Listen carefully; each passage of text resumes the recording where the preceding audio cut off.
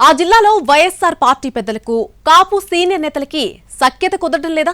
కొందరిని పార్టీ పెద్దలే పక్కన పెడుతుంటే మరికొందరు స్వయంగా పక్కకెళ్లిపోతున్నారా? కాపు నేతలను హ్యాండిల్ చేయడంలో కీలక నాయకుల సమన్వయ లోపమా?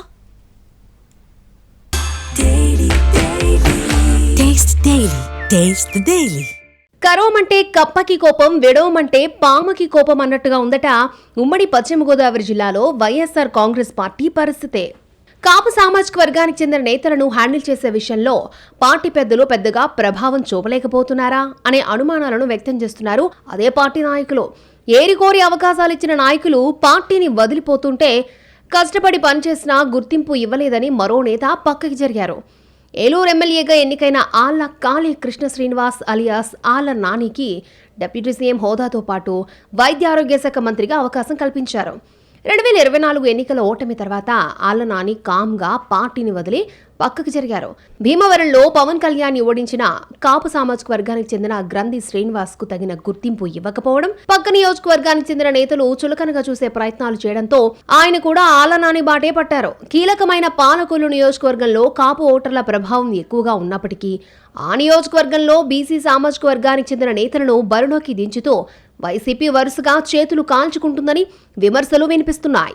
ఇదంతా పక్కన పెడితే తాజాగా తాడేపల్లిగూడెం నియోజకవర్గం ఇన్ఛార్జిగా ఉన్న మాజీ మంత్రి కొట్టు సత్యనారాయణ విషయంలోనూ అదే జరిగిందా అనే అనుమానాలు ఆ పార్టీ నేతలను కలవరపెడుతున్నాయట. తాజాగా మాజీ మంత్రి కొట్టు సత్యనారాయణ స్థానంలో అదే సామాజిక వర్గానికి చెందిన వడ్డే రఘురామ్కి అవకాశం కల్పించారు. వైసీపీ అధికారంలో ఉండగా డిప్యూటీ సీఎం హోదాతో పాటు మంత్రి పదవి అందినప్పటికీ కొట్టు సత్యనారాయణ ఆ అవకాశాన్ని ఉపయోగించుకోలేకపోయారు అని విమర్శలు రావడం, 2024 ఎన్నికల ఓటమి తర్వాత ఖాళీ అవుతున్న పార్టీని పట్టించుకోలేదని విమర్శలు కొట్టుని నియోజకవర్గ ఇన్ఛార్జిగా పక్కన పెట్టినట్టు సమాచారం. నరసాపురం పార్లమెంటు ఇన్ఛార్జీల విషయంలో కాపు సామాజిక వర్గ నేతలను కొనసాగించాలని పార్టీ క్యాడర్ ఆశిస్తున్నా అధిష్టానం మాత్రం అక్కడ బీసీ నేతలను కొనసాగించడంపై గందరగోళం నెలకొందన్న చర్చ జరుగుతోంది.